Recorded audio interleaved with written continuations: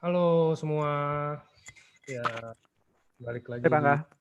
acara seminar hari ini. Kita hari ini kedatangan Dr. Buana. Nah, hari ini kita bakal bahas tentang produk utamanya yang SOP ya. SOP ya, Dok? Ya, oke.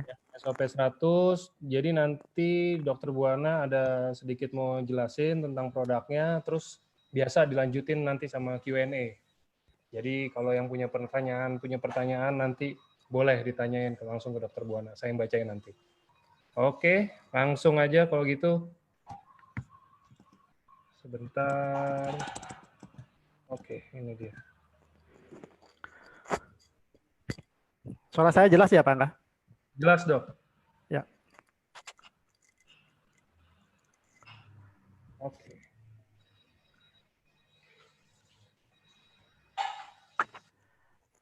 Ya, baik. Selamat sore Bapak Ibu. Ya, berjumpa kembali dengan saya, Dr. Ngurah Buana. Dia sehari-hari dipanggil Dr. Buana. Saya dari Bali ya. Mungkin bagi Bapak Ibu yang baru pertama kali ikut acara ini, salam kenal ya. Semoga kita sehat selalu ya. Nah, hari ini kita akan berbicara tentang sel terapi ya, with SOP 100 plus, di mana produk ini sudah ya banyak memberikan bantuan ya, banyak memberikan perbaikan kepada masyarakat atau eh, teman-teman kita yang berada di sekeliling kita ya. Kondisinya membaik ya, dari tidak bisa jalan menjadi bisa berjalan, yang tadinya tidak bisa pasang ring, yang tadinya harus pasang ring sekarang tidak usah pasang ring ya. Ya, banyak sekali lah manfaat yang bisa didapat oleh masyarakat ya. Oke, untuk lebih jelasnya bagaimana tentang sel terapi tersebut ya, hubungannya dengan SOP nanti saya akan bahas ya. Next Pak Angga.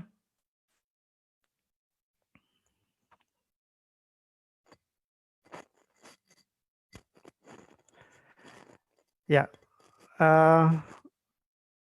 Bapak Ibu, ini 10 penyakit yang eh, terbanyak mengalami kematian ya di dunia. Ini laporan kesehatan dunia tahun 2016 ya. Semua penyakit yang menyebabkan kematian ini juga menjadi dasar kenapa SOP tersebut harus dihadirkan juga ke Indonesia gitu. Ya, jadi pabrik AFC yang ada di Jepang, para penelitinya itu melakukan research, mengumpulkan data angka kesakitan dan angka kematian yang ada di Indonesia.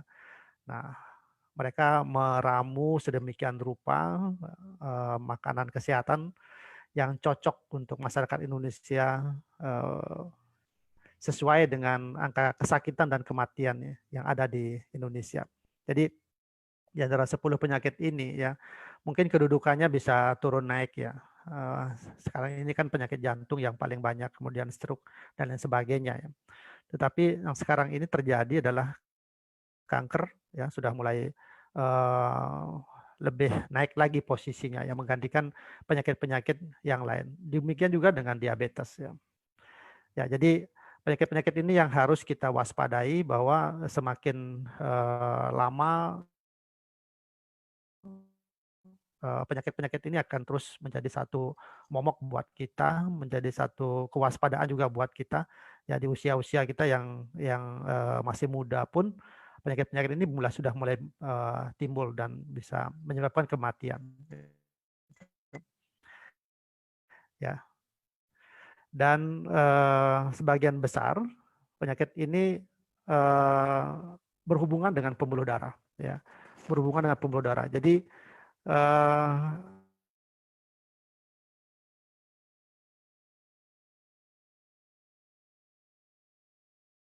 adanya kerusakan yang ada dalam pembuluh darah itulah yang bisa membuat organ yang difungsi ya, seperti itu. Ya, next Pak Angga.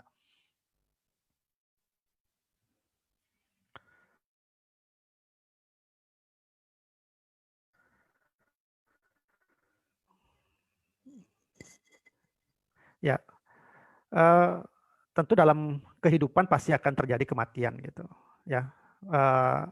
Kenapa kita bisa meninggal ya? Kenapa kita bisa meninggal? Ya, next.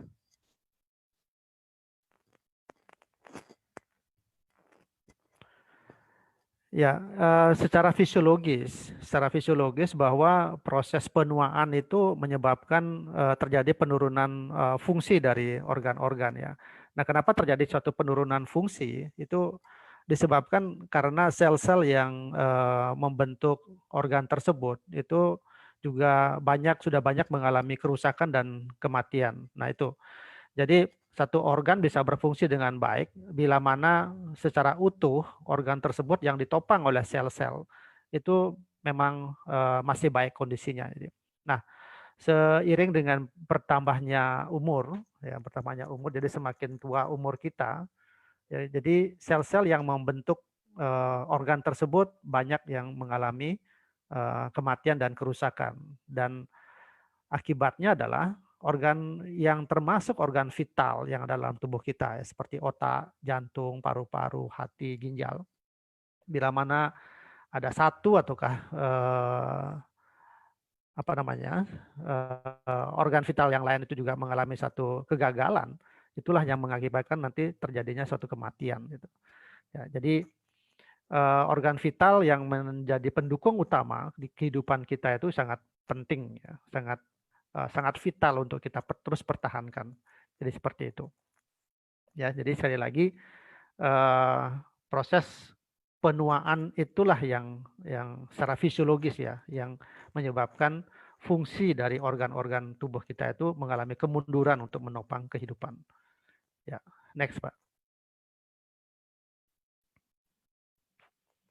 Ya, dalam slide ini diperlihatkan jumlah stem cell ya yang ada dalam tubuh kita ya. Jadi kalau kita lihat umur bayi sampai anak-anak itu stem cell di dalam tubuhnya itu masih 100% ya.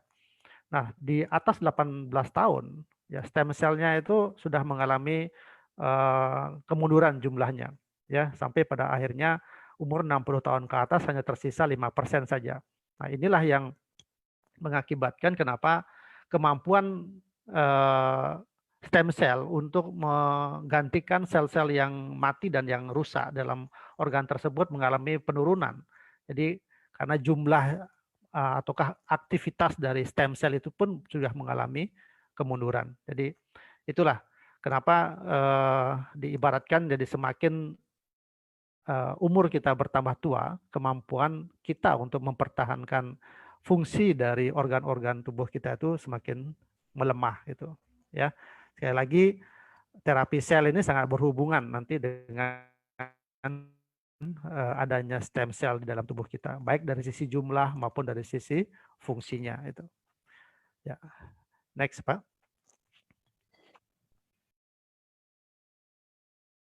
Ya, kita bisa lihat ya dari penampakan wajah ya dalam slide ini. Jadi kerutan-kerutan sudah mulai muncul setelah usia kita sudah mengalami penuaan ya. Jadi stem cell dalam tubuh kita berkurang secara drastis mengakibatkan apa? Penggantian sel-sel yang mengalami rusak dan mati itu sudah berkurang ya. Nah, apa yang terjadi? Ya, tubuh kita sering akan menjadi sakit ya, organ-organ kita sering menjadi sakit dan sebagainya. Sedangkan imunitas tubuh juga semakin menurun sehingga muncul penyakit-penyakit degeneratif ya. Di penyakit-penyakit yang timbul oleh karena proses penuaan. Ya, next Pak.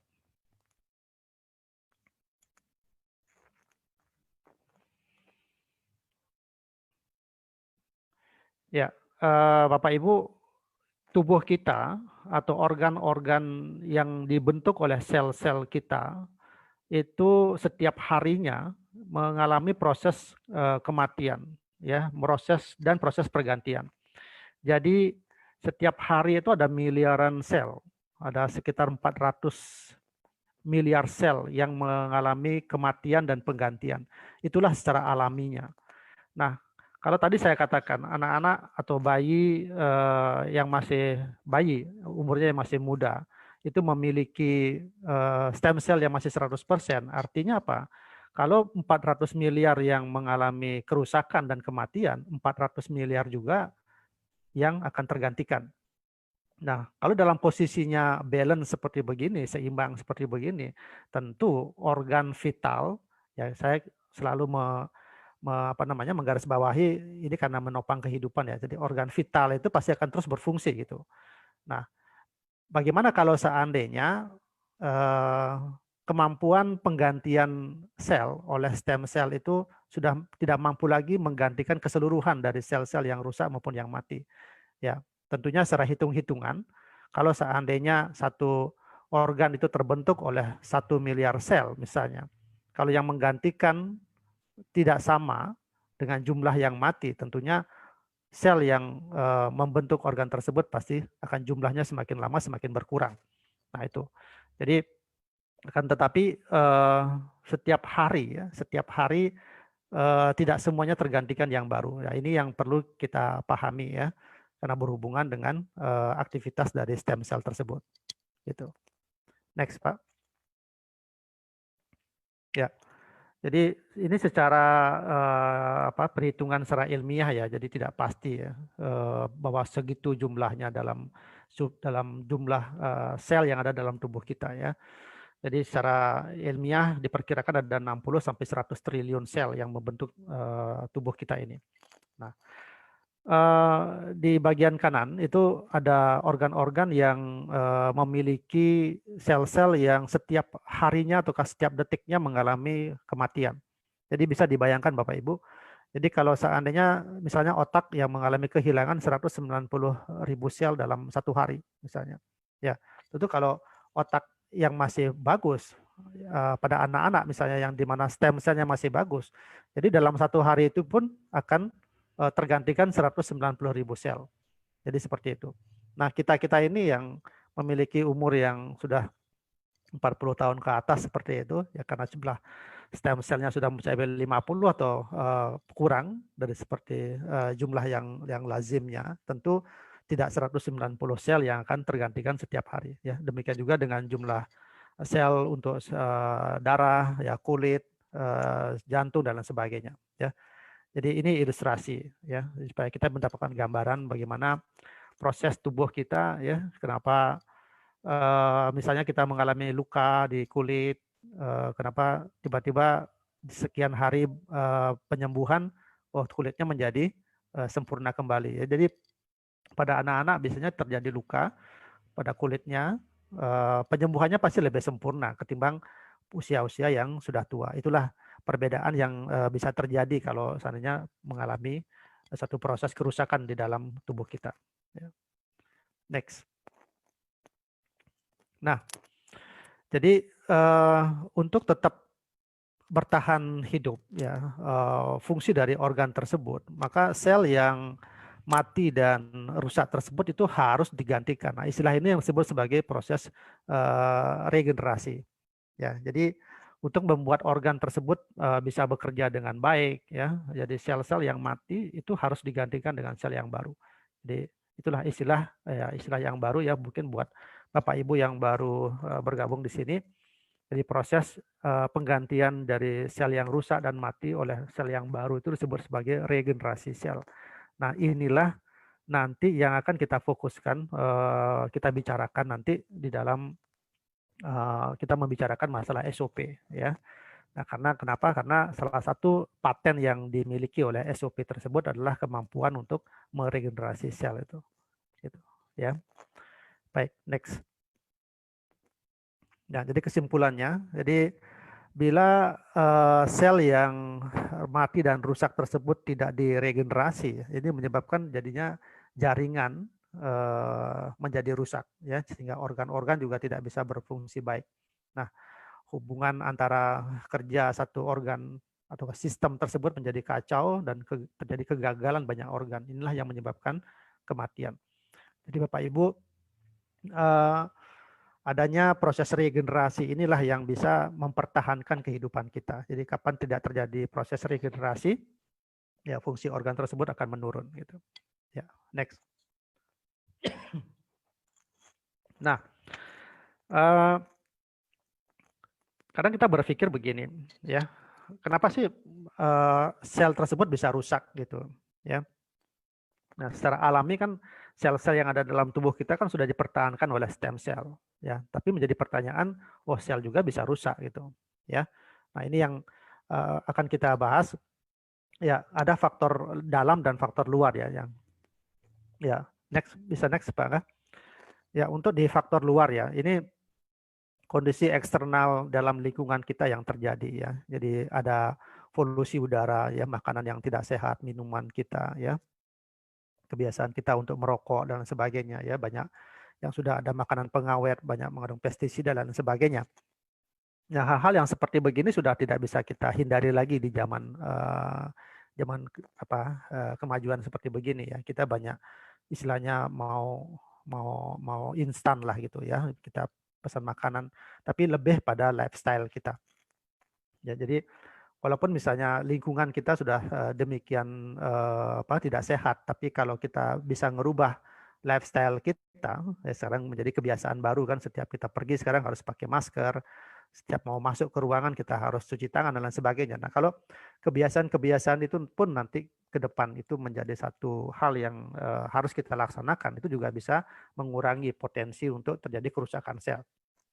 Ya, tapi kalau kita terbiasa dengan kondisi yang seperti begini tanpa kita melakukan satu perubahan lifestyle, ya itu pasti akan mengganggu sel-sel yang harusnya bertumbuh sehat itu akan menjadi rusak. Nah, inilah yang kita sebut sebagai partikel bebas itu. Jadi partikel bebas yang masuk ke dalam tubuh kita itu mengganggu keseimbangan, ya, mengganggu keseimbangan kromosom di dalam sel kita, itu menjadi partikelnya menjadi tidak seimbang. Jadi, nah ketidakseimbangan inilah yang bisa satu sel itu bisa berkembang menjadi tidak normal, yang nantinya bisa menjadi ke arah kanker. Jadi seperti itu, ya. Ya, next Pak. Nah, ya dari tadi kita membicarakan mengenai kerusakan sel, dan tadi ada istilah sebagai regenerasi sel, ya. Nah, apa yang tadi kita bicarakan itu, seperti tadi saya bilang bahwa ini adalah satu fungsi dari stem cell, ya. Saat ini sedang banyak di laboratorium ataukah dokter yang banyak mengembangkan sekarang terapi sel, ya. Nah, kita akan lebih jauh membahas ini ya. Ya, mohon tadi digarisbawahi bahwa nanti terapi sel yang saya bicarakan ini adalah terapi sel yang saat ini dikembangkan oleh laboratorium kesehatan ya. Jadi banyak di antara kita nanti yang menemukan informasi ataukah berita di media sosial ataukah di media-media yang lain. Satu daerah atau satu laboratorium sudah mengembangkan satu terapi sel ya untuk penyembuhan suatu proses penyakit gitu ya. Ya, next Pak. Ya, ini adalah gambaran stem cell yang ada di dalam sebuah mikroskop ya. Ya, jadi digambarkan seperti begini. Jadi nah, stem cell ini ya, next Pak. Jadi oleh Dr. Kaplan ya. Itu merupakan sel penyembuh yang ada di seluruh tubuh kita ya. Bapak Ibu, stem cell itu ada di semua tubuh kita. Jadi bukan hanya di sumsum tulang, bukan hanya di plasenta ya yang kita kenal seperti itu. Malah sekarang ditemukan stem cell yang terbanyak itu malah ada di di susunan lemak yang ada di bawah kulit kita. Ya, beberapa bulan yang lalu saya pernah ikut seminar di Bandung. Dan ada sebuah laboratorium yang ada di Jakarta mengembangkan pengembangan stem cell ya, oleh laboratorium tersebut mengambil stem cell yang ada di dalam lemak. Nah, itu satu perkembangan teknologi kedokteran yang sudah semakin maju juga di Indonesia ya. Nah, jadi sekali lagi stem cell tersebut adalah merupakan sel penyembuh yang ada di tubuh kita. Boleh dibilang mikro dokternya tubuh kita ya. Jadi ada dokter kecilnya di tubuh kita. Jadi kesembuhan tubuh kita sebenarnya boleh tubuh kita sendiri gitu. Ya, itu ada satu istilah seperti itu. Ya, next, Pak. Nah, keistimewaan dari stem cell itu adalah seperti ini, Bapak Ibu. Jadi apa namanya? Jadi stem cell itu memiliki kemampuan yang pertama adalah mengcopy dirinya sendiri. Ya, jadi dia bisa membelah untuk menjadi dirinya sendiri yang nanti akan tetap mempertahankan fungsinya. Nah, yang satu lagi ini yang tidak dimiliki oleh sel-sel yang lain. Jadi dia bisa berdiferensiasi. Jadi dia bisa berubah bentuk menjadi sel yang akan dia gantikan nantinya gitu. Ya, ini satu contoh ya. Jadi misal di dalam tubuh kita ada kerusakan otak ya, sel-sel otak misalnya. Jadi sel otak yang mati itu mengirimkan pesan kepada stem cell. Jadi ya kata-kata message-nya misalnya stem cell tolong aku diperbaiki gitu. Nah, aku ini adanya di otak gitu. Nah, oleh stem cell itu direkam direkam, kemudian mulailah dia beraktivasi untuk menggantikan sel-sel yang tersebut. Jadi dari satu stem cell itu akan membelah menjadi dua, ya. Belahan yang satu akan menjadi dirinya sendiri, dan belahan yang lainnya itu akan menjadi sel otak gitu ya, seperti tadi saya contohkan misalnya kerusakannya di otak. Nah, demikian juga kalau seandainya ada sel jantung yang rusak ya, sel kulit yang rusak ya, dan sel saraf yang rusak yang lainnya seperti begitu, itu semuanya akan mengirim pesan ke stem cell. Nah, stem cell inilah yang bisa mampu untuk merubah diri seperti itu ya. Jadi kemampuan diferensiasi inilah yang spesifik untuk stem cell gitu ya. Jadi next, Pak. Nah, ini yang saya gambarkan tadi. Jadi stem cell itu bisa berkembang dewasa menjadi sel otot lurik ya, sel otot polos, sel jantung ya, sel saraf ya, dan lain sebagainya. Jadi seperti itu ya. Jadi ini kemampuan ini tidak dimiliki oleh sel-sel yang lain. Jadi kalau sel otot hanya bisa membelah menjadi sel otot. Jadi tidak bisa dia berubah menjadi sel otot jantung, ya. Tidak bisa berubah jadi saraf dan lain sebagainya gitu, ya. Kemampuan ini hanya dimiliki oleh stem cell. Seperti itu. Ya, next. Nah, apa yang menjadi kegunaan dari stem cell? Ya, tadi saya sudah gambarkan. Jadi kalau seandainya kita menginginkan adanya suatu terapi kelainan organ atau kerusakan dari organ, ini sekarang ini banyak dikembangkan mempergunakan terapi stem cell, ya. Ya, coba slide berikutnya, Pak. Nah, ini. Jadi kalau saya gambarkan begini. Misalnya ada satu orang memiliki sakit diabetes seperti itu ya. Jadi kencing manis. Nah, sekarang ini stem cell yang ada dalam pasien tersebut itu diambil. Ya, ini contoh saja misalnya tadi saya bilang ada sel lemak ya, ada sel lemak itu diambil, kemudian dilakukan proses di dalam sebuah laboratorium ya untuk menghasilkan berapa jumlah kebutuhan untuk terapi diabetes tersebut. Nah, ini sekali lagi ada berhubungan dengan berapa jumlah sel yang diinginkan, jadi gitu. Nah, jadi stem cell yang ada tadi sudah diambil di dalam tubuh pasien tersebut itu dibiarkan, ya, itu dilakukan proses.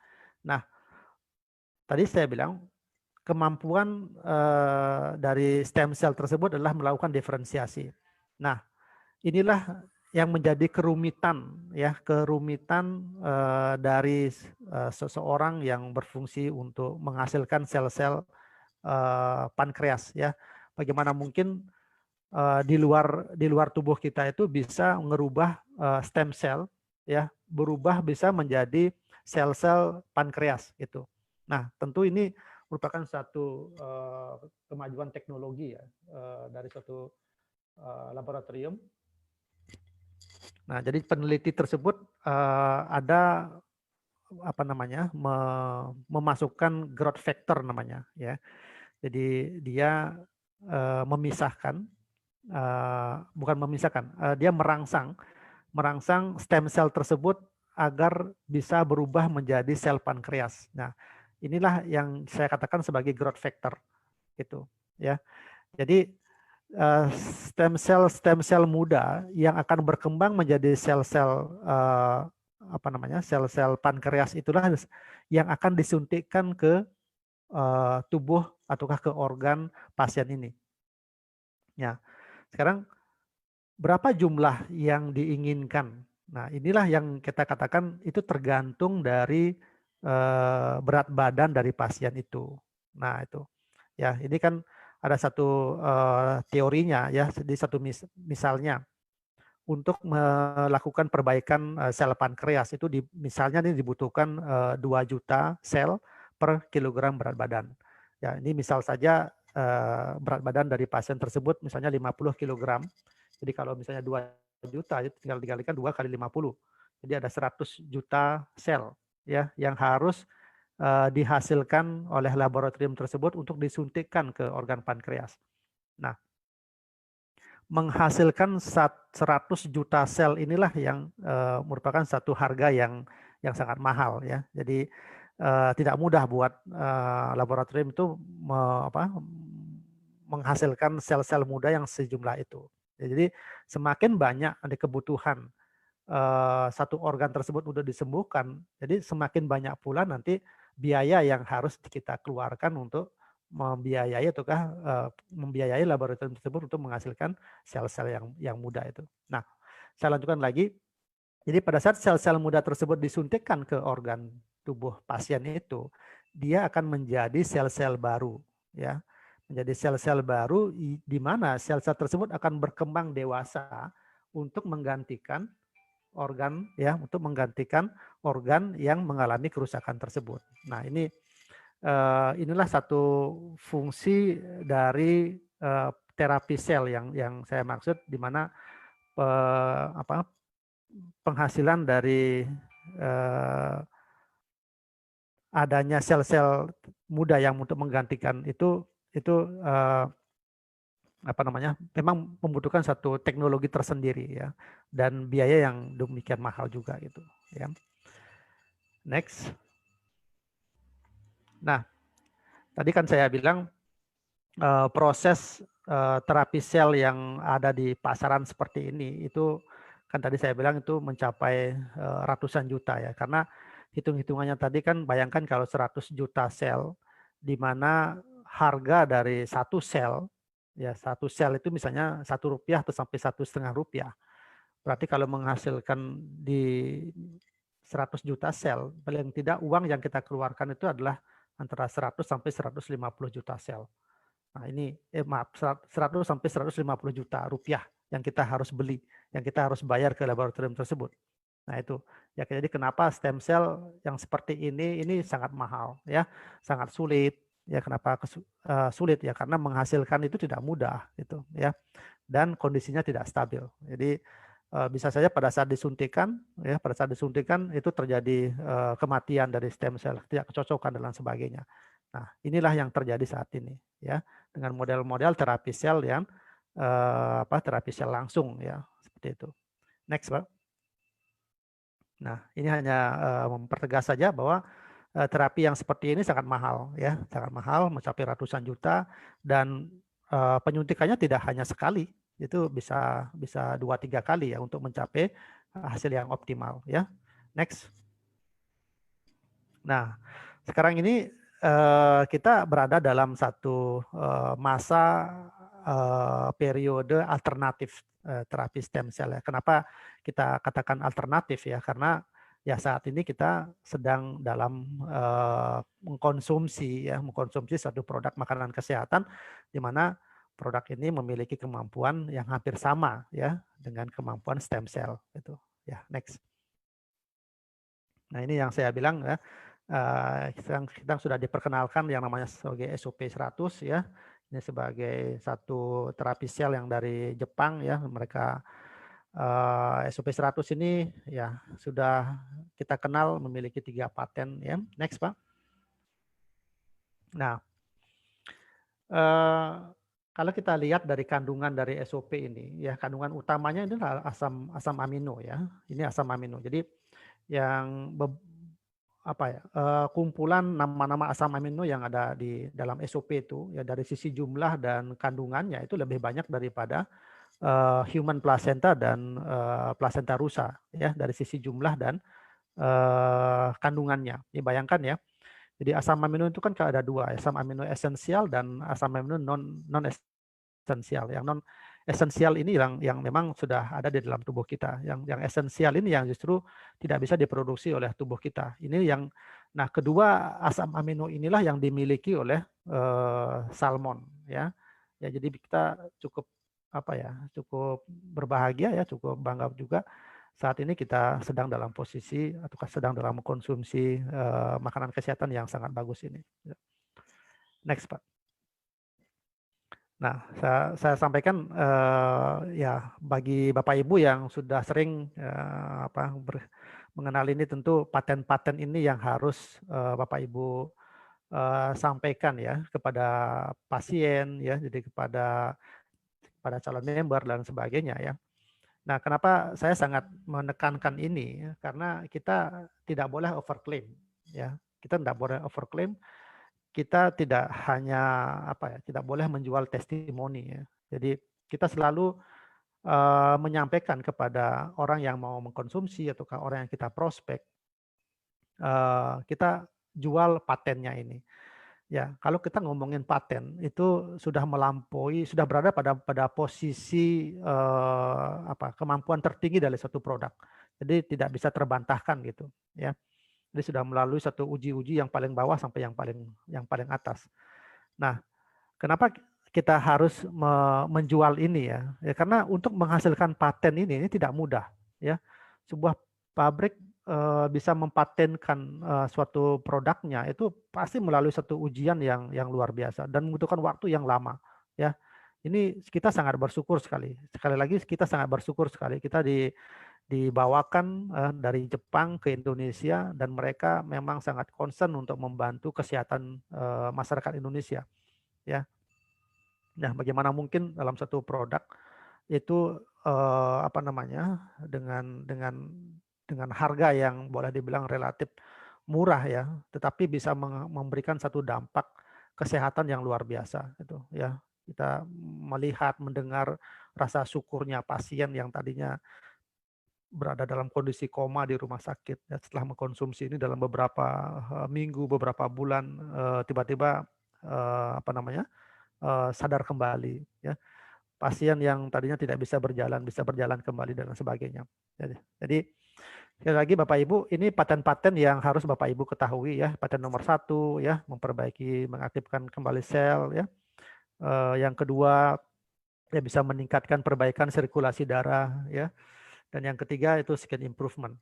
Jadi kalau saya selalu dalam satu penyakit-penyakit yang ke organik ya, ke satu organ, paten nomor 1 dan paten nomor 2 ini yang selalu saya sampaikan ya, bahwa saat terjadi pertumbuhan sel ya, perbaikan sel-sel untuk bertahan hidup ini juga membutuhkan aliran pembuluh darah yang bagus ya. Artinya apa? Dia harus bertahan hidup itu harus disupport oleh aliran darah yang bagus. Nah, jadi paten nomor 1 dan paten nomor 2 ini sangat penting kita sampaikan kepada pasien-pasien yang memang mengalami degeneratif. Ya, memang mengalami degeneratif. Jadi jangan selalu hanya ngomongin paten nomor 1 saja ya, tanpa kita support dengan paten yang nomor 2. Jadi karena apa? Karena organ kita ini tersusun oleh sel. Jadi kalau sel mau hidup itu pasti membutuhkan makanan. Nah, makanan tersebut ditransport oleh pembuluh darah, ya, ataukah makanan tersebut ada di dalam darah itu sendiri, ya, yang terbawa melalui cairan darah, ya. Nah ini kalau pembuluh darahnya bagus, ya, tentu aliran darahnya menjadi bagus sampai ke target organ, sampai organ yang terakhir, ya. Nah ini jadi dengan terbentuknya sel-sel yang baru pada organ tersebut, dia memang membutuhkan hidup yang lebih bagus, yang pasti dia pasti akan membutuhkan nutrisi yang bagus juga. Jadi ini yang saya katakan bahwa SOP ini sangat luar biasa, ya, sangat luar biasa, ya, untuk perbaikan sel-sel kita, ya. Next, Pak.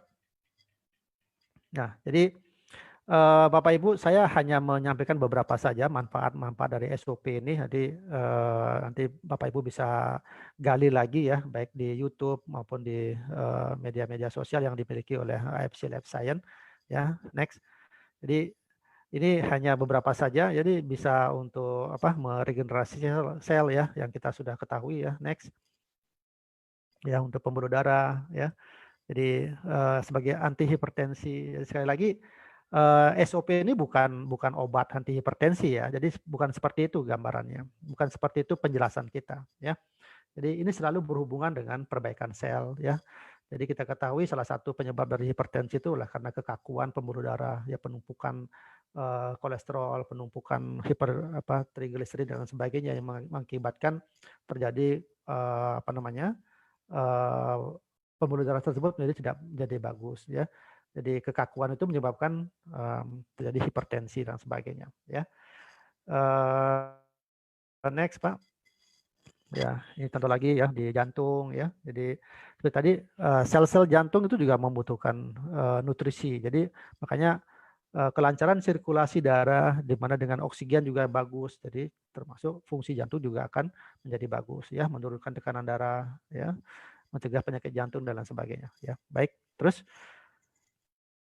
ya untuk sendi juga ya, karena beberapa kandungan yang ada dalam SOP. Jadi kandungan utamanya itu memang asam amino, tetapi SOP ini juga ada kandungan-kandungan yang lain ya. Jadi ada sebagai pelumas ya, ada hyaluronic acid-nya itu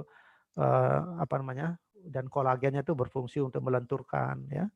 Dan dia juga mengunci air dalam persendian biar tidak terlalu banyak keluar sehingga persendiannya menjadi tetap bagus ya, licin sehingga pergerakan sendi tersebut jadinya semakin bagus lagi gitu ya. Next Pak. Nah ini untuk rahim juga ya, dia memperlambat proses menopause, mencegah kanker serviks ya, balance hormon ya. Jadi banyak ibu-ibu yang sudah mengalami kelainan-kelainan di organ rahim ini, di mana fungsinya untuk sebagai di hormonal ya, itu juga semakin membaik ya. Jadi ibu-ibu yang mengalami proses menopause menjadi lebih baik ya, komplikasi yang terjadi sudah sangat minimal sekali dan sebagainya gitu ya. Next. Nah, Bapak Ibu, ini yang saya katakan alternatif yang kita miliki sekarang ini ya, dibandingkan dengan stem cell injeksi. Jadi tadi di slide yang sebelumnya itu ada menyuntikkan stem cell. Jadi istilahnya menyuntikkan stem cell dibandingkan dengan mengkonsumsi SOP 100.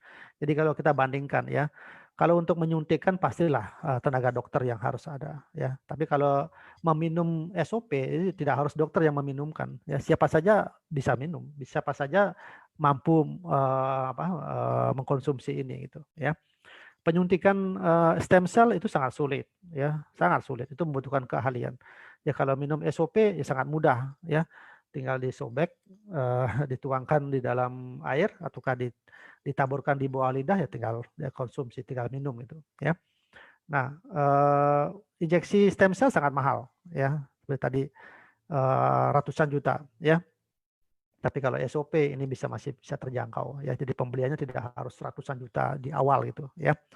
Kemudian injeksi stem cell itu kurang aman ya, karena bisa menimbulkan risiko efek samping ya, ketidakcocokan ya, dan belum tentu efektif juga. Tapi kalau SOP ini relatif aman, tidak menimbulkan efek samping ya. Jadi banyak sekali para member yang menanyakan ke saya, "Dok, ada teman saya alergi sama ikan. Apakah SOP, bagaimana dengan SOP gitu?" Ya, kalau saya mengatakan ini makanan kesehatan ya. Jadi karena SOP ini kan bukan dari dagingnya, bukan dari minyaknya yang diambil ya, tapi SOP ini kan dari selaput telurnya. Bukan telurnya juga yang diambil, tapi ini selaput telur, satu lapisan tipis yang ada dalam organnya salmon. Itu pun juga mengalami proses di industri pabrikannya tuh prosesnya sangat rumit juga ya. Jadi belum tentu juga orang yang sudah ada alergi dengan ikan itu kan juga alergi dengan SOP. Tapi ini kan kita harus coba ya, harus kita buktikan apakah memang benar tidak alergi ya. Mau tidak mau kita memang harus coba. Tapi ya kalau untuk mencoba pada pasien-pasien yang memiliki alergi ya atau yang memiliki sensitivitas yang tinggi, itu saya menyarankannya dengan dosis yang rendah, dosis yang kecil ya.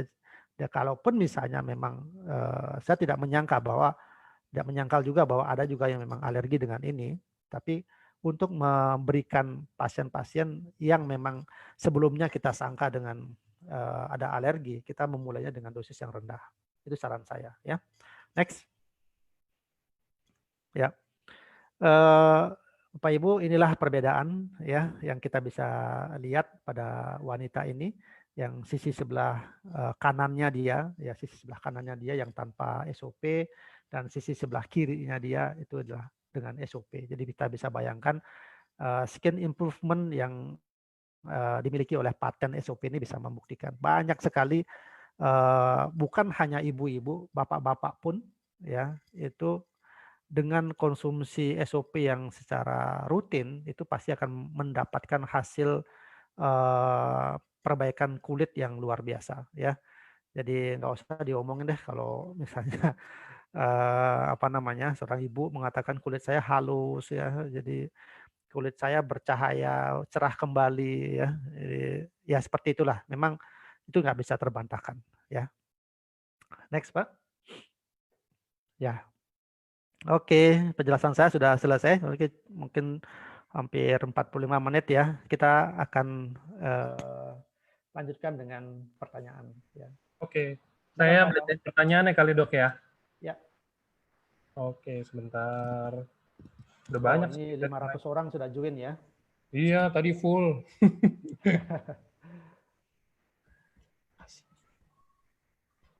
Jadi ini udah ada yang nanya dari pertama datang. Oke, mulai dok. Dok, dengan jantung bocor dok, bolehkah konsumsi SOP 100? Gimana penjelasannya secara kedokteran dok? Aman nggak? Ini banyak sekali yang menanyakan ya. Jantung bocor itu memang kelainan organ ya, kelainan organ. Jadi bisa memang dari sejak lahir sudah bisa mengalami hal yang seperti ini, ataukah ada penyakit jantung yang memang didapat gitu ya. Ya, tidak ada salahnya memang konsumsi SOP ya, tetapi SOP ini bukan untuk mengobati jantung yang bocor. Nah, itu yang perlu saya harus sampaikan ya. Kalau jantung bocor dari genetik, secara genetik itu memang harus dalam kurun waktu tertentu itu memang harus dilakukan konsultasi ke dokter bedah jantung ya. Apakah memang harus dilakukan pembedahan ataukah tidak.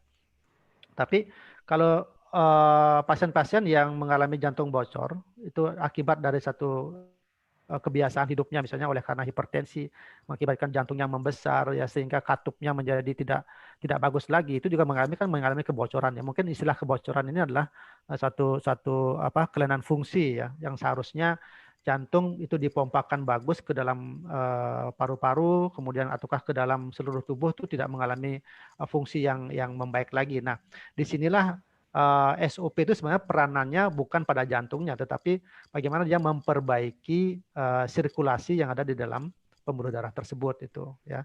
Jadi sekali lagi tidak ada salahnya ya, tidak ada salahnya mengkonsumsi ini, tapi bukan untuk mengobati penyakit jantung bocornya ya itu. Ya. Oke, nextnya kalau sakit makula dok, minum SOP 100 bisa membaik nggak? Ya, ini kan kelainan kulit ya. Jadi kita punya patennya untuk skin improvement-nya ya. Jadi disilakan aja ya, tidak ada salahnya. Ya, kalau memang mau tambahkan dengan usukushi ya, karena di sana juga ada paten juga untuk kulit ya. Ya. Oke, dok ini ada yang nanya, kenapa sih kalau habis minum SOP, kalau bangun tidur pagi itu batuk apa jadi berdahak gitu batuknya, padahal sebelum minum setiap paginya itu mungkin biasa aja. Oke. Uh, ya, masing-masing orang tentu memiliki reaksi yang berbeda pada tubuhnya ya. Jadi sekali lagi karena apa ya respon yang dihasilkan pada seseorang yang meminum SOP ini berbagai macam ya. Yang kita ya boleh dibilang itu merupakan satu detox ya, boleh dibilang seperti detox gitu. Saya menganggap begitu. Detox itu muncul sebagai respon tubuh mengatakan bahwa organ paru-parumu aku bersihin loh gitu. Jadi semacam semacam memberikan sinyal saja gitu ya, semacam sinyal saja. Karena begini, SOP ini kan makanan kesehatan. Jadi tidak mengakibatkan orang tersebut sakit gitu sebenarnya. Ya. Oke. Tetapi kadang ada kondisi pasien tersebut memang harus merasakan rasa nyeri, rasa tidak nyaman pada tubuhnya. Nah, inilah yang saya anggap itu merupakan satu sinyal di dalam tubuh bahwa proses regenerasi itu muncul pada daerah itu. Nah, ini yang saya selalu bagi para member yang menanyakan ini, dok, kenapa kaki saya tiba-tiba kram, rasa sakit, di pundak saya tiba-tiba ketarik misalnya. Saya sakit kepala saya kok tambah berat jadinya, sebelumnya nggak pernah sakit kepala dan lain sebagainya. Semua kondisi-kondisi tersebut dibilang setelah saya minum SOP kok jadi begini, setelah saya minum SOP kok jadi begini gitu. Nah, makanya saya bilang kalau kondisi itu memang berat sekali, ya memang berat sekali, rasa nyerinya memang berat, itu boleh ditambahkan dengan anti nyeri ya. Kemudian SOP-nya diturunin dosisnya atau mungkin bahkan di stop dulu dosisnya ya. Oke. Nanti setelah itu kita coba mulai dengan dosis yang kecil ya, agar respon tubuhnya itu bisa bisa sedikit demi sedikit akan beradaptasi gitu. Ya, itu aja saran saya Pak Angga. Oke. Ya. Oke, nextnya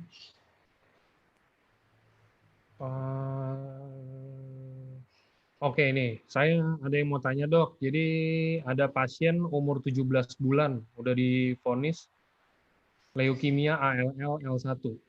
Orang tuanya galau mau kasih SOP atau cukusi yang dikasih ke anak. Mengingat dokter yang menanganinya tidak menyarankan konsumsi SOP.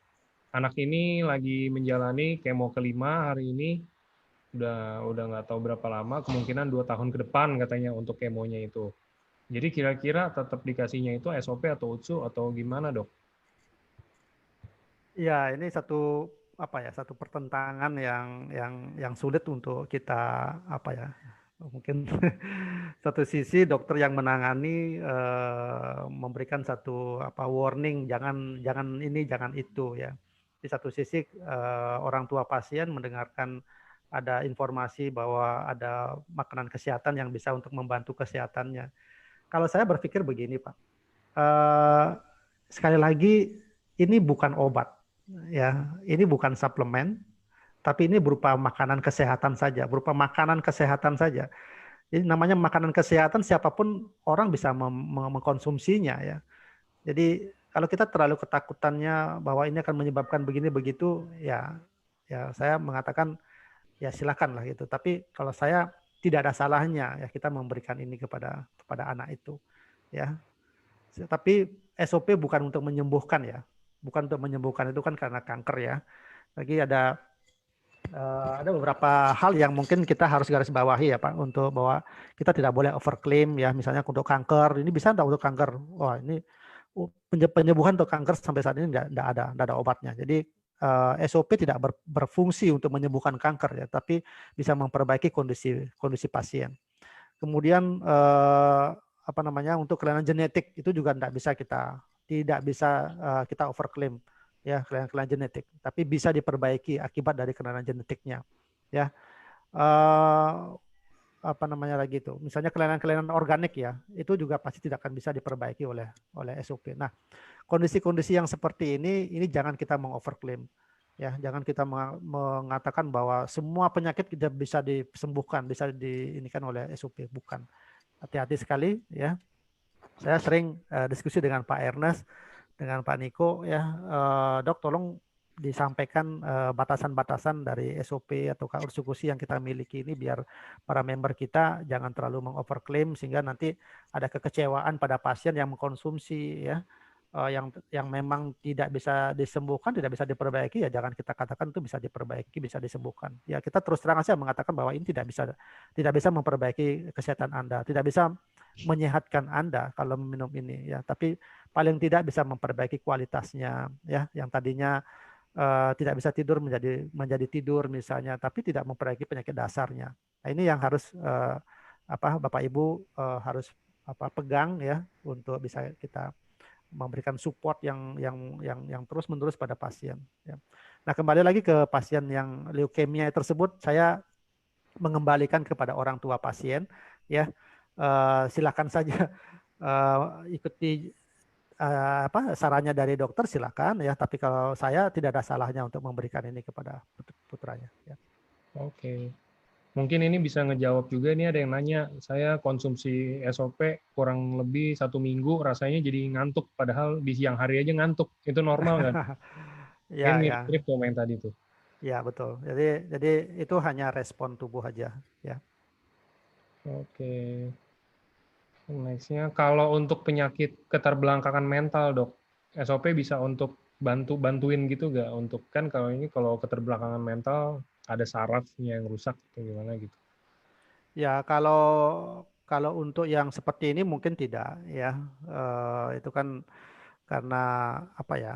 Ya ada banyak ada satu hal yang serius yang terjadi di sana ya. Jadi bukan karena ketergantungan mentalnya tuh keterbelakangan mentalnya tuh bukan oleh karena kerusakan organnya gitu ya.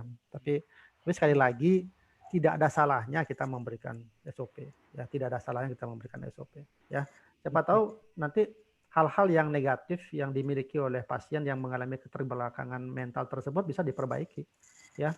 Ini misal saja aktivitasnya yang berlebihan ya, yang tadinya dia tidak bisa diam sekarang menjadi diam misalnya ya, yang tadinya tidak mau makan diam begitu hanya bisa dia makan dan sebagainya. Itu hal-hal yang seperti begini yang harus kita syukuri gitu ya, bagi Bapak Ibu yang memiliki anak-anak yang mengalami keterbelakangan seperti itu ya.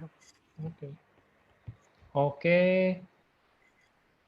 Dok, apakah SOP bisa membantu memperbaiki penebalan pada dinding jantung karena genetik bawaan lahir? Nah, ini yang tadi saya bilang ya, yang diperbaiki itu bukan pada organnya itu ya, tapi yang diperbaiki itulah adalah komplikasi yang terjadi lanjutan dari penebalan jantung itu. Nah, ini ya mudah-mudahan Bapak Ibu mengerti ya apa yang saya sampaikan ya. Secara secara fungsi dari SOP itu bukan untuk memperbaiki organ yang mana ini memang sudah ada kelainan genetiknya dari sejak lahir ya. Itu jelas tidak akan bisa diperbaiki. Tetapi komplikasi yang muncul, ya, komplikasi yang bisa muncul dari kelainan organ tersebut yang terjadi pada tubuh anak ini yang bisa kita perbaiki gitu. Ya. Oke, nextnya untuk varises, dok. Varises apa dampak positifnya kalau minum SOP? Ya, kita tahu varises itu kan terjadi kekakuan dari pembuluh darah. Nah, ini kalau saya sih memang menganjurkan SOP dengan ursikusi ya. SOP-nya itu untuk perbaikan sel-sel pembuluh darahnya. Memang dia juga akan menekan komplikasi yang muncul akibat dari kekakuan itu. Ya, siapa tahu memang juga ada kekentalan darah akibat dari hiperkolesterol, trigliserid misalnya. Itu bisa juga diperbaiki. Nah, ursikusi peranannya di sini adalah karena di sana ada fucoidan ya. Jadi fucoidan itu juga sebagai anti platelet ya, jadi anti pembekuan ya. Nah, ini bagus sekali ya, perpaduan antara SOP dengan ursikusi pada pasien varises. Ya, banyak dari para ya pasien yang mengkonsumsi ini memberikan kesaksian yang membaik ya. Oke. Kalau baru sembuh dari sakit tifus, untuk pemulihan boleh konsumsi SOP nggak, dok? Untuk usia 63 tahun. Oh, silakan aja, tak jadi masalah Pak. Kalau untuk keratosis pilaris, cukup SOP atau harus kombinasi SOP dan UTSU, dok? Keratosis Pilaris. pilaris ya. Kan di kulit ya. Kalau saya sih ya begini ya, maksudnya mungkin kalau istilah-istilah penyakit seperti itu bisa Bapak Ibu cari dulu di Google gitu ya. Ini istilahnya di mana sih gitu ya. Misalnya kalau dia masalahnya ada di kulit gitu. Ya ini kelainannya kulit ini di bagian apanya gitu ya. Nah pada saat kita mengetahui itu kita hubungkan nih dengan patennya dari produk ini. Ya, kalau dia sudah ada berhubungan dengan kulit ya itu kalau saya sih mengatakan bahwa kalau ada skin improvement gitu, seperti begitu misalnya, ya kesempatan untuk perbaikan itu pasti juga ada gitu ya. Kemudian di Ursukushi juga ada uji klinis untuk kulit ya. Nah, makanya kalau ya berhubungan dengan begini, ya lebih bagus kita kasih kombinasi antara SOP sama Ursukushi itu. Ya. Oke, ini ada yang ini kan bahan-bahan dasarnya SOP itu kan dari ikan salmon dok, dari salmon ovaripeptide-nya ya. Gimana kalau SOP itu dikasih ke orang yang punya reaksi hypersensitivitas pada yang kalau mereka konsumsi hewan laut, itu ada nyambung, ada koneksi nggak dok? Nah, ini seperti tadi saya bilang, ya, untuk membuktikan bahwa pasien tersebut ada mengalami alergi juga pada salmon, ya mau tidak mau, memang kita harus konsumsi, ya, memang kita harus konsumsi. Tapi cara konsumsinya mungkin kita memulainya dengan dosis yang kecil. Jadi supaya kalau misalnya nanti kita berikan satu saset misalnya, itu akan memberikan respon yang besar nanti pada pasien itu kan bisa mengakibatkan nanti ada shock ya. Kalau memang dia alergi sama itu, kalau alerginya cepat itu bisa mengakibatkan shock anafilaktik nanti. Nah, kondisi ini kan kita tidak mau gitu ya. Hmm. Jadi saran saya bagi pasien-pasien yang memiliki sensitivitas yang tinggi terhadap ikan laut atau seafood itu, kalau ini kan juga namanya SOP juga terbuat dari salmon, ya hati-hatinya ada di situ pada saat pemberiannya. Itu Pak. Oke, Ya. kalau untuk tiroid dok, kira-kira minumnya SOP atau UTSU atau kombinasi, dan mungkin kalau ini bisa dikasih tahu berapa banyaknya per harinya. Ya, tiroid ini apa dulu? Ya, apa gangguan hormonalnya atau pembesaran tiroidnya, kan saya nggak bisa memberikan advice ya. Ya, kalau bertanyanya mungkin yang lebih jelas ya Bapak Ibu ya, biar kami bisa memberikan memberikan jawaban yang tepat ya. Kalau nanti misalnya ini bisa di Japri aja, ya nanti saya akan bantu. Oke. Nah, ini ada yang jelas nih, sama kayaknya nih. Dia kanker tiroid. Kanker tiroid Ya, itu berarti samalah pertanyaannya kayak tadi, dia ya. fungsi yang mana gitu. Kanker jelas nggak bisa ya. Kalau Hmm. kanker saya bilang tidak bisa mengobati kanker ya. Itu kalau ya, tapi sekali lagi kondisi-kondisi yang diakibatkan oleh kankernya itu yang bisa dibantu ya. Contoh misal kalau setiap kanker itu pasti akan mengalami kerusakan sel-sel darah ya. Misalnya oleh karena kemoterapinya ataukah oleh karena memang kankernya sendiri gitu ya. Nah, itu kemampuan SOP-nya di situ untuk menghasilkan sel-sel baru, sel-sel darah baru, nah di situ yang diperbaiki gitu. Ya, contohnya seperti itulah ya. Oke. Kalau untuk sinus dok, gimana dok?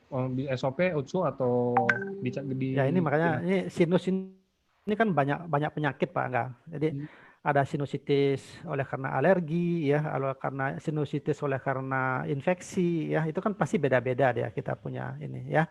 Jadi kalau untuk yang Bapak ya atau Bapak Ibu yang menanyakan masalah ini nanti bisa di Japri ya, biar lebih detail saya bisa memberikan jalan keluarnya gitu ya. Di akhir sesi mungkin nanti bisa di-share Pak Angga nanti nomor saya ya, nanti Oke, biar dok. Bapak Ibu bisa bisa menjapri ya. Oke. Ada yang nanya dok, kenapa harus ditaruh di bawah lidah? Disarankannya. Bagaimana prosesnya di dalam tubuh? Lebih efektif mana? Ditaruh di bawah lidah atau disuntik melalui infus? Ya, saya jawab yang terakhir dulu ya. Suntik melalui infus itu tidak boleh. Ya, suntik melalui infus itu tidak boleh. Ya, karena ini bukan bukan bahan yang steril ya, bukan bahan yang memang diperuntukkan untuk IV line ya, intravenous line ya. Jadi itu tolong hati-hati ya.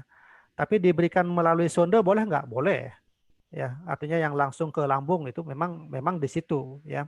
Tapi banyak juga teman-teman yang mendapatkan tambahan ilmu, oh ini di bawah lidah bisa nih gitu.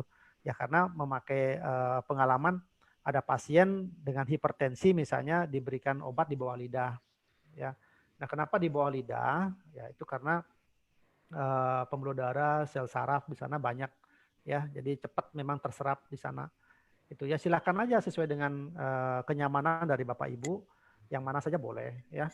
Jangan dipaksakan ini harus di bawah lidah ya. Sudah anak-anak enggak bisa mengkonsumsinya di bawah lidah, dipaksakan di bawah lidah, akhirnya anak tersebut jadinya nggak mau gitu kan. Ya, kemudian orang tua misalnya yang enggak suka di bawah lidah gitu, akhirnya terbatuk-batuk dan lain sebagainya, ya jadinya terbuang produknya, produk mahal kan, ya kasihan juga gitu ya. Kalau saya menganjurkannya diminum seperti kita minum air yang biasa lah ya. Itu hal yang lazim yang sudah kita lakukan ya. Waktu pagi ya sebaiknya memang perut dalam keadaan kosong ya. Campurkan ya 50 sampai 100 ml air ya. Campurkan, diaduk. Boleh nggak antara SOP sama ursugusi digabung pada saat di satu gelas yang sama? Boleh aja, orang itu makanan kesehatan kok gitu ya. Ya tinggal minum aja gitu ya. Nah, bagaimana dengan pasien-pasien yang mengalami gangguan lambung nih? Ya, saya sekalian aja dah menjawab, yang lain-lain barangkali ada yang nanya-nanya tentang itu. Ada mengalami gangguan lambung gimana, Dok? Gitu. Ya ini ada pertama ya diberikannya sesudah makan ya. Atau didekatkan dia dengan jarak makan ya. Itu boleh pertama ya. Yang kedua, kalau memang pagi-pagi enggak bisa sarapan, siangnya boleh nggak? Boleh, siang aja boleh dikasih ya. Nah, ada juga yang mengatakan, nah kalau kita berikan dia di bawah lidah, kalau di bawah lidah itu kan sedikit sekali tuh yang nantinya akan jatuhnya ke lambung ya, atau lebih banyak terserapnya langsung ke pembuluh darah. Nah, jadi kan dia tidak masuk ke lambung. Nah, boleh diberikan dengan cara yang seperti itu ya. Pendekatannya ke sana. Jadi kalau namanya orang yang mengalami gangguan lambung itu kan persepsi. Persepsi kalau sudah melihat cairannya berwarna kuning, itu persepsinya bahwa wah ini pasti akan asam, banyak mengandung asam. Kalau asam, saya sudah punya sakit lambung, akan jadi kumat lagi nih. Nah, namanya persepsi itu besar, kuat sekali pengaruhnya ke dalam tubuh. Jadi, nah yang seperti begini yang kita harus awal menyampaikan jangan ngelihat dari warnanya bahwa ini kan mengandung asam yang tinggi dan lain sebagainya ya. Ini harus kita dampingin pasien itu. Oke. Itu Pak. Siap. Oke, next ini gimana kalau untuk orang yang mengalami penurunan fungsi ginjal dan ada riwayat hipertensi dan katanya ada kista di ginjalnya, Dok? Itu SOP atau UTSU atau SOP?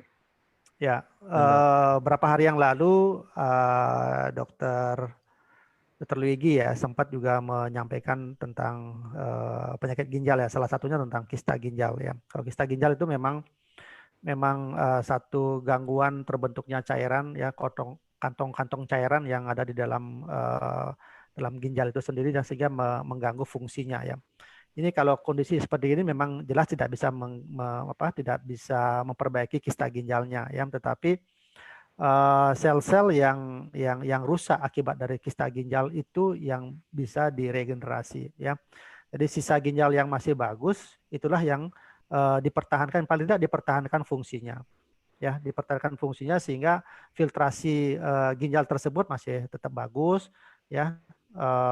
Fungsi dari ginjal tersebut masih tetap bagus sehingga tidak jatuh ke dalam gagal ginjal kronik yang mengakibatkan memang dia harus cuci darah ya.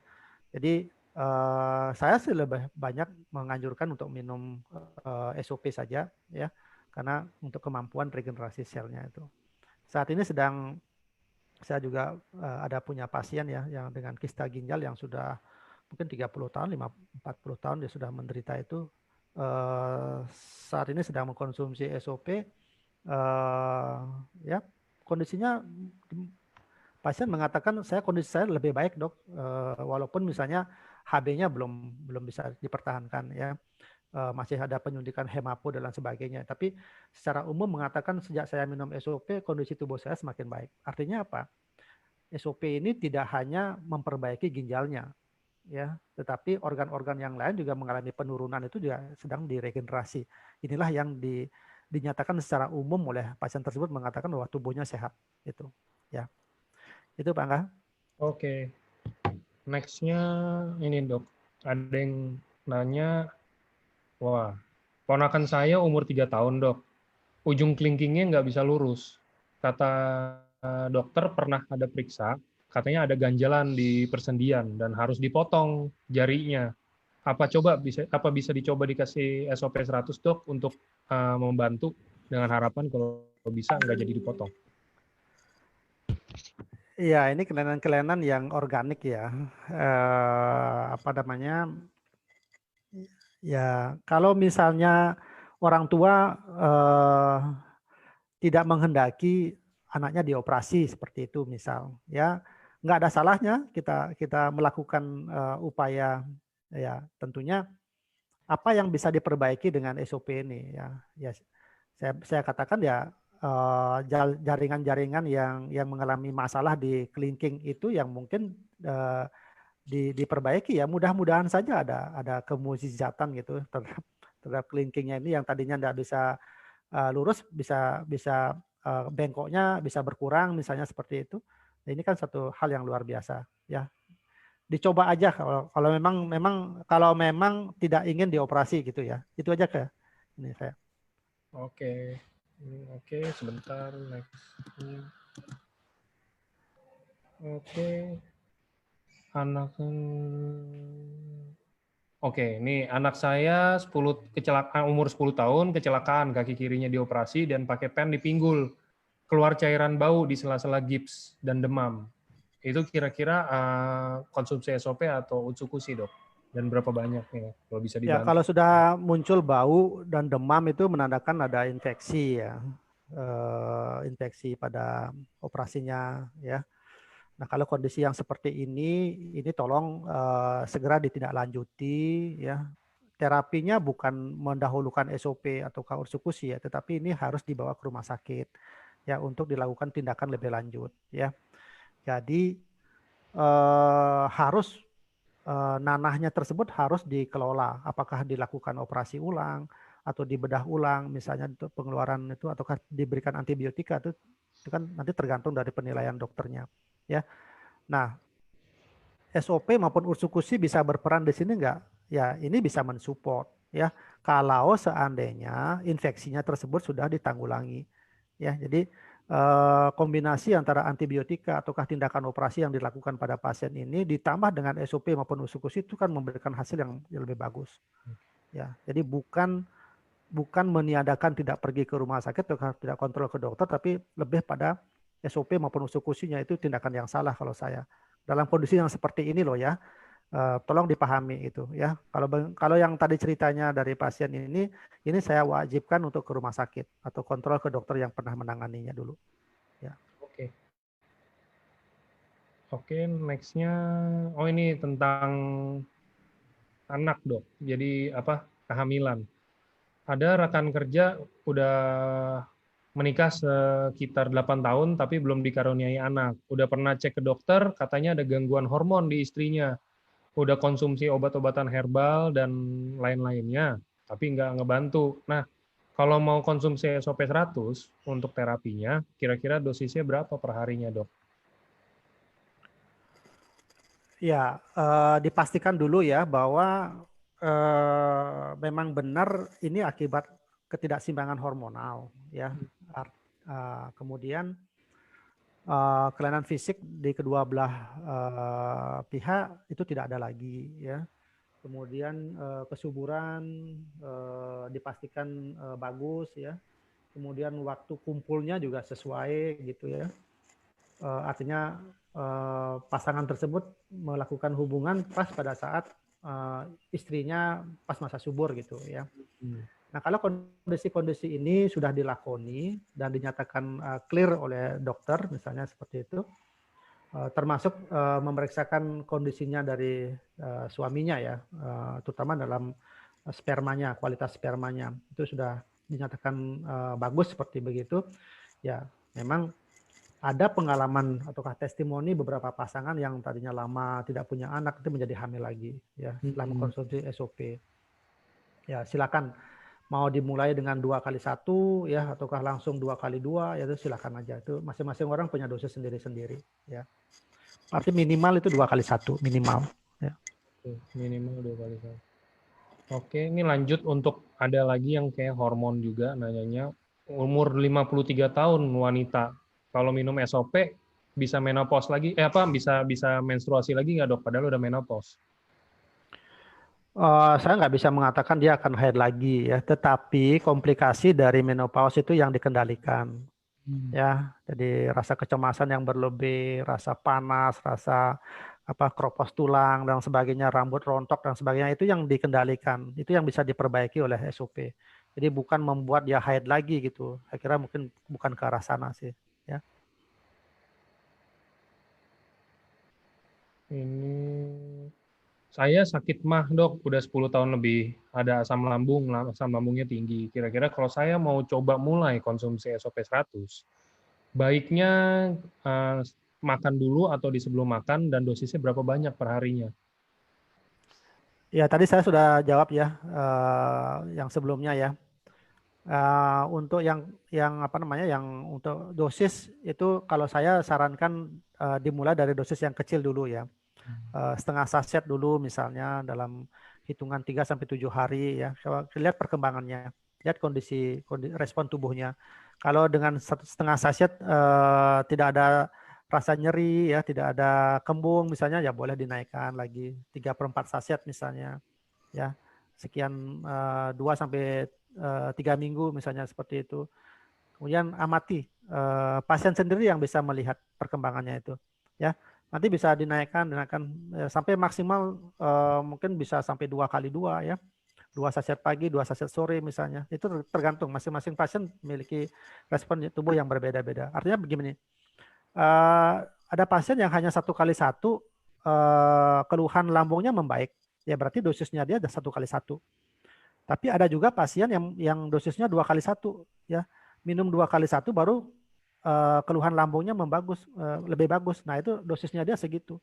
Ada juga pasien yang mungkin minum pagi 2, sore 2 baru membaik kondisinya ya. Dosis pasien tersebut seperti itu. Jadi nggak bisa disamakan ya, nggak bisa disamakan. Oke, ini tentang miom. Ada yang sudah kena miom udah lama dok, dan udah pernah ke dokter.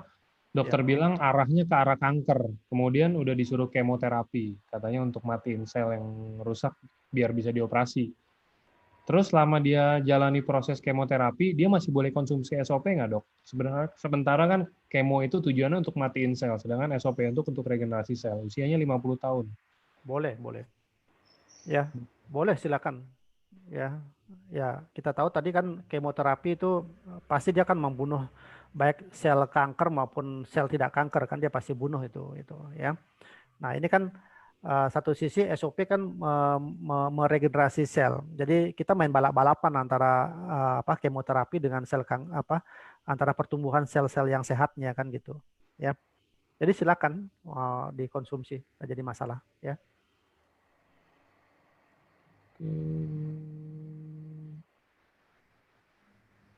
Oke, untuk anak yang kepalanya membesar akibat ada cairan, apakah bisa dibantu dengan SOP? Kalau dibantu boleh ya bisa, tapi menyembuhkan tidak. Nah itu ya. Kalau hidrosepalus ya oleh penumpukan cairan itu kan biasanya karena kelainan genetik ya, kelainan bawaan, bukan genetik ya, kelainan bawaan. Itu harus dilakukan operasi ya, dilakukan pemasangan selang ya, stent mengalirkan cairannya dikeluarkan dari otak ya biasanya ditampung di apa di perutnya gitu ya. Nah, itu terapi yang selama ini dijalankan. Nah, kondisi kepala membesar itu kan pasti akan mengganggu sel-sel otaknya ya dan jaringan-jaringan yang lain. Nah, inilah fungsinya SOP-nya itu hanya memperbaiki kerusakan-kerusakan sel-sel otak yang terganggu ataukah yang rusak akibat dari hidrosefalusnya itu. Tapi bukan untuk mengobati hidrosefalus itu ya. Kalau untuk keropos tulang dok, kira-kira bisa membantu nggak kan regenerasi sel untuk sel tulang Ya, juga? tadi saya bilang di sana di slide yang tadinya kan manfaat dari SOP itu bisa untuk kelainan di persendian tulang ya. Jadi itu ada kandungan dari SOP kan ada hyaluronic acid ya, ada kolagennya di situ. Itu sangat bagus untuk ini ya. Untuk perbaikan fungsi tulangnya. Nah, untuk regenerasi selnya kan pasti patennya kan ada di sana juga ya. Itu. Bagus sekali untuk osteoporosis ya. Oke, ini kalau untuk pasca melahirkan, habis pasca operasi melahirkan, kira-kira konsumsi SOP-nya gimana tuh dok? Untuk biar kondisinya lebih membaik, perlu pemulihan habis operasi. Ya kan proses melahirkan kan proses yang normal, jadi bukan sakit sebenarnya ya. Kalau mau dikonsumsi ya minimal mungkin kalau karena habis operasi kan minimal 2 kali 1 ya. Itu silakan. Ya, pasti kondisinya pasti akan membaik ya, apalagi banyak darah yang keluar akibat dari operasi tersebut ya, pasti prosesnya akan lebih cepat membaik ya.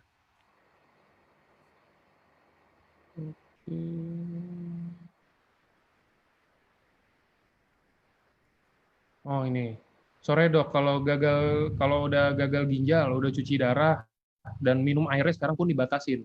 Minum SOP-nya kira-kira yang tepatnya itu berapa banyak per harinya? Yang paling baik dan paling bagus. Masing-masing orang beda-beda ya, masing-masing orang memiliki dosis yang berbeda-beda ya. Kalau pasien dengan gagal ginjal itu biasanya konsumsi obatnya banyak ya. Nah, apalagi kalau penyakitnya sudah lama diderita. Tubuh pasti akan menyesuaikan dengan obat-obatan yang dikonsumsi. Tubuh pasti akan menyesuaikan dengan kondisi dari gagal ginjalnya tersebut. Nah, kalau kita berikan SOP ini ya pada pasien yang seperti ini, kita mulai dengan dosis yang besar, itu pasti akan terjadi respon yang dirasakan tidak nyaman buat pasien. Ya, ini makanya kalau yang pasien seperti gini kita jangan terlalu tergesa-gesa untuk memberikan dosis yang besar ya. Kita harus pahami bahwa kondisi tubuh pasien ini sedang dalam kondisi sakit berat lah boleh dibilang begitu. Maka kita harus memberikannya dari dosis yang kecil dulu ya, secara bertahap ya. Dan ada yang perlu kita kejar-kejar dalam hal ini gitu ya, untuk pasien-pasien yang seperti begini ya. Mulai dengan dosis yang kecil dulu ya, biarkan tubuh pasien tersebut merespon dengan baik ya, terjadi keseimbangan dan sebagainya. Secara bertahan baru kita naikkan sampai pada kondisi pasien tersebut pasti akan memiliki dosis yang tersendiri dia. Kapan pasien tersebut merasakan nyaman, disitulah dosisnya dia. Gitu, ya. Itu Pak Oke. Angga. Oke. Ini akhirnya keluar pertanyaan. Biasanya banyak pertanyaan diabetes dok kalau SOP. Ini Ya, baru ya. ketemu satu. Apakah diabetes mellitus tipe 1 bisa berkurang pakai insulinnya dengan dibantu oleh SOP? Dan berapa banyak Tidak. mungkin? Jawaban saya jelas mengatakan tidak. Oke.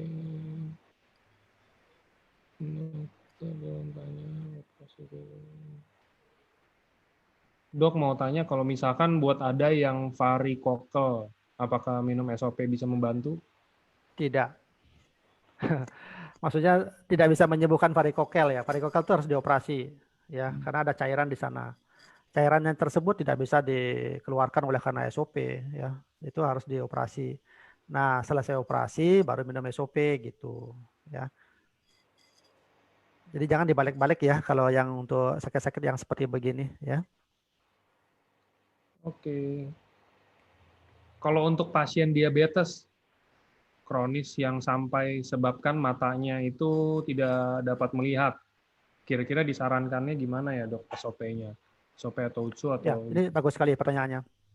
Uh, Diabetes itu ada komplikasi ya, ada komplikasi mikro dan komplikasi makro ya. Jadi komplikasi mikro itu ke pembuluh-pembuluh darah, ke pembuluh saraf yang kecil-kecil seperti itu ya. Kalau sudah sampai ke mata berarti komplikasinya sudah ke mata ya. Apa namanya?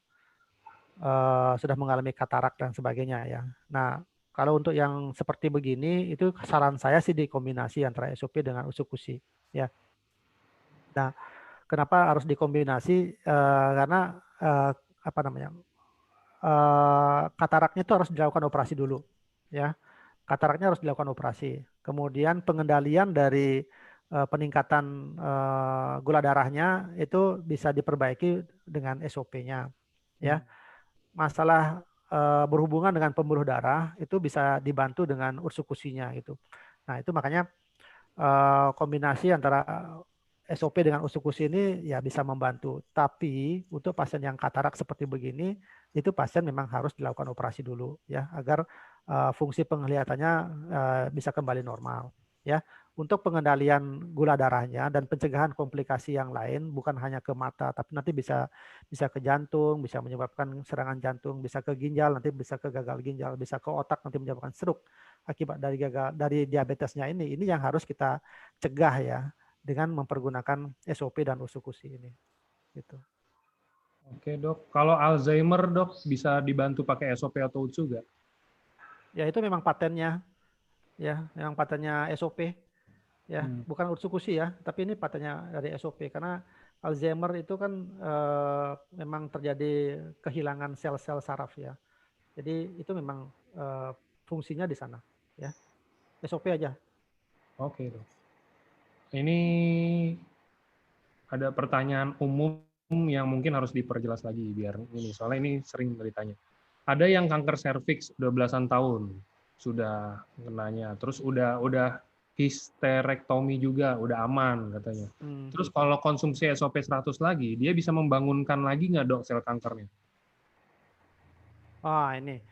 Ini pertanyaan yang sudah kita sempat klarifikasi ya, baik saya maupun Dr. Luigi ya, atau teman medical expert yang lain ya. SOP ini tidak membangkitkan sel yang tidak normal di dalam tubuh kita ya. Ya, jadi itu kerjanya berbeda ya. Jadi kerjanya berbeda. Tubuh kita ini kan memiliki stem cell, ya memiliki DNA yang khusus, ya memiliki DNA. Sedangkan kanker itu memiliki DNA tersendiri. Jadi bagaimana mungkin DNA yang berlainan itu akan bisa ditumbuhkan oleh DNA yang cocok dengan tubuh kita, yang cocok dengan sel yang normal di dalam tubuh kita. Ya, jadi sedangkan sel kanker tersebut tumbuhnya dari hasil memakan sel-sel normal yang ada di sekelilingnya. Nah, jadi itu. Jadi dia tidak ikut mendapatkan aliran nutrisi dari apa yang kita konsumsi, tapi dia memang mendapatkan makanan dari hasil merusak sel-sel yang ada di sekelilingnya. Itu. Sedangkan tubuh kita yang normal begini kan memang dapat asupan nutrisi dari makanan yang kita konsumsi gitu. Jadi tidak ada hubungannya, ya. Oke. Ini mungkin saya cariin 3 pertanyaan lagi dok ya. Ini soalnya kayaknya banyak banget dan ini juga kayak pertanyaannya semua Iya, mirip iya. soalnya. Oke, ini deh. Dok, untuk glukoma apa bisa terbantu dengan SOP 100? Glaukoma harus dioperasi. Ya itu dulu ya. Glaukoma harus dioperasi karena itu pasti akan penurunan tekanan bola mata itu harus dilakukan pembukaan celah lah istilahnya begitu kan, itu kan karena tertutup ya. Itu harus dioperasi. Setelah operasi baru kita perbaiki dengan kita bisa support dengan SOP. Ya itu ya. Oke. Ini dok, kalau SOP gimana caranya bisa membantu hipertensi? Karena saya udah 2,5 bulan konsumsi SOP dan UTSU masing-masing 2 kali 1. Namun belum ada perubahan. Gimana saran dokter? Apa dosisnya mungkin harus ditambah atau gimana dok? Ya, saya harus menanyakan lebih jauh lagi. Nanti mungkin bisa japri ke saya ya, Pak, Bapak atau Ibu yang menanyakan ini ya. Ini perbaikan ini tidak hanya melulu tentang masalah dosis ya. Ya, tapi kita harus lihat dulu ke belakang. Ini sudah berapa lama penyakit ini yang diderita ya. Kemudian obat-obatan yang dikonsumsi selama ini bagaimana ya. Pernah nggak terjadi satu komplikasi yang muncul akibat dari ini dari hipertensi ini dan sebagainya ya. Nah, perbaikan dari SOP dan usukusi ini dari mana? Ya ini dari perbaikan sel-selnya dia ya dan melancarkan aliran darahnya akibat dari komplikasi pengentalan darah. Yaitu kegunaan dari SOP maupun usukusinya ini ya. Nah, mengenai konsumsinya baru dua bulan ya Pak. Ya ini setengah bulan. tentu belum sesuai dengan apa namanya dari peneliti ya, bahwa optimalisasi hasil yang optimal didapatkan dari terapi ini adalah 6 bulan.